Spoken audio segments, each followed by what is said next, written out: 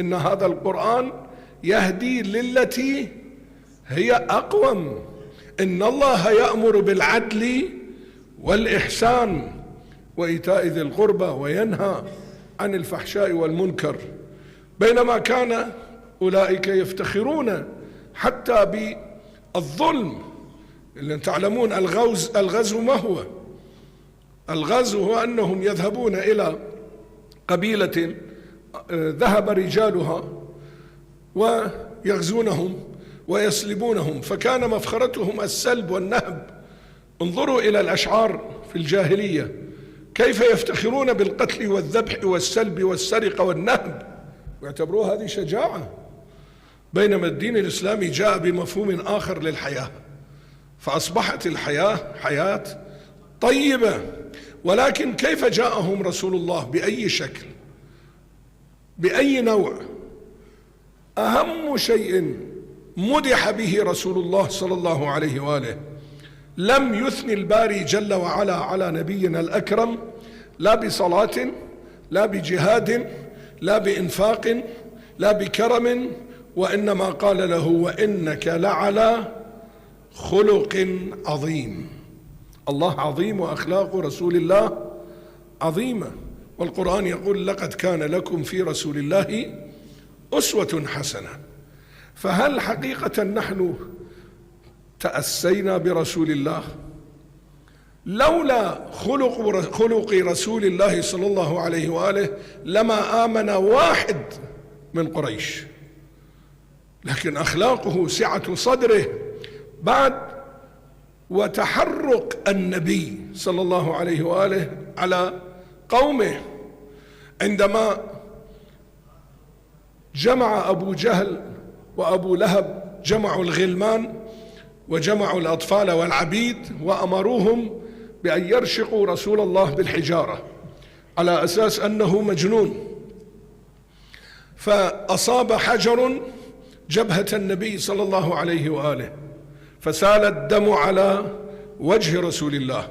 الرواية تقول: رفع النبي ثوبه ومسح الدم لئلا تسقط قطرة على الأرض فيخسف الله الأرض بقريش.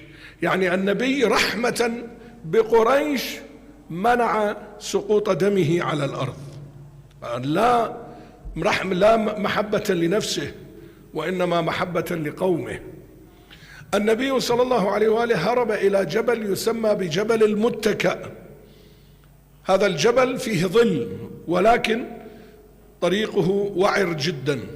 أنا ذهبت إلى ذلك المكان بإرشاد أحد الإخوة الحجازيين، وما استطعنا أن نصل إلى ذلك المكان لصعوبة الصعود في ذلك الجبل. فالنبي هرب ولجأ إلى ذلك الجبل المعروف بجبل المتكأ. هبط عليه الأمين جبرائيل فمسح على جرح رسول الله فالتأم الجرح، وجاء له ببساط من الجنة وأجلس النبي على ذلك البساط كما تقول الرواية. ثم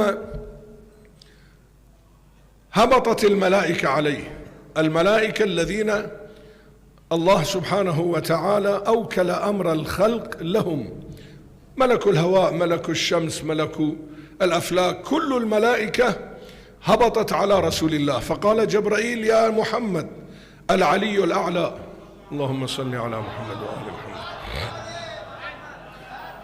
العلي الأعلى يقرئك التحية والسلام ويقول لك: هذه ملائكة ربك أمرت بأمرك فأمرها تجعل عاليها سافلها.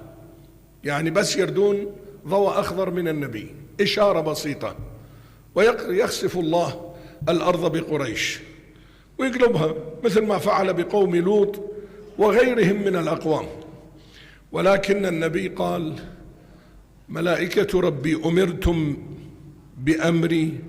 قالوا: بلى يا رسول الله. قال: دعوني وقومي فإنهم لا يعلمون أني نبيا فيهم، رحمة بهم ومحبة لهم.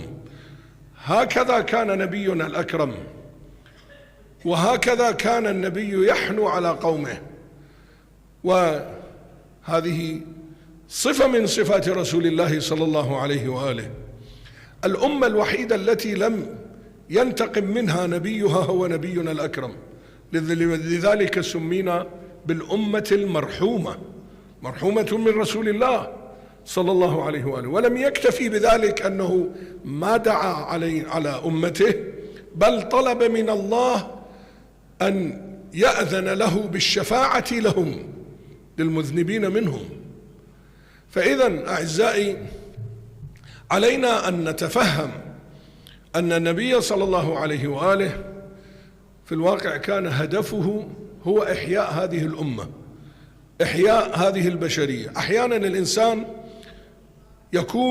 تكون فيه علائم الحياة،